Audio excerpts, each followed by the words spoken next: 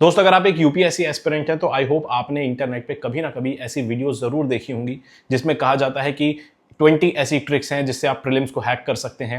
और उसके अंदर आपको बताया जाता है, कहीं पे ओनली लिखा है, कहीं पे ऑलवेज लिखा है, एक्सट्रीम स्टेटमेंट है, इसके अलावा दो स्टेटमेंट को आपस में जोड़ रखा है, कभी स्टेटमेंट को एक्सटेंड किया हुआ है। इस तरीके से आपको बताया जाता है कि इन चीज़ों को आप सीख कर प्रीलिम्स में स्कोर अपना बढ़ा सकते हैं या प्रीलिम्स क्वालिफाई कर सकते हैं। दोस्त, मैं आपको एक बात बताता हूँ, इन तरीकों से अब प्रीलिम्स नहीं निकलता है।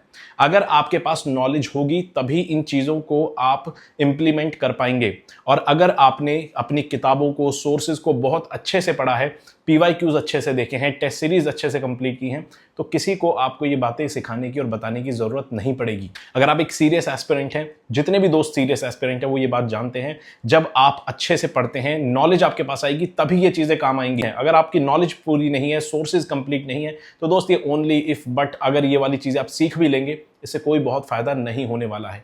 तो इसीलिए इन चीज़ों में नहीं पढ़ेंगे, अपने सोर्सेज पर स्टिक करेंगे। प्रीलिम्स जो है वो ट्रिकी पेपर है, एलिमिनेशन का पेपर है, आपको एक्सक्लूड करना चाहता है एग्जामिनर, इसलिए अपना किला मजबूत करेंगे। और आपका किला है आपकी नॉलेज। अपनी नॉलेज को पुख्ता करेंगे, अपने सोर्सेज को अच्छे से पढ़ेंगे, बार बार रिवाइज करेंगे, पीवाईक्यूज देखेंगे, मॉक टेस्ट लगाएंगे, इसके अलावा कुछ नहीं करना है।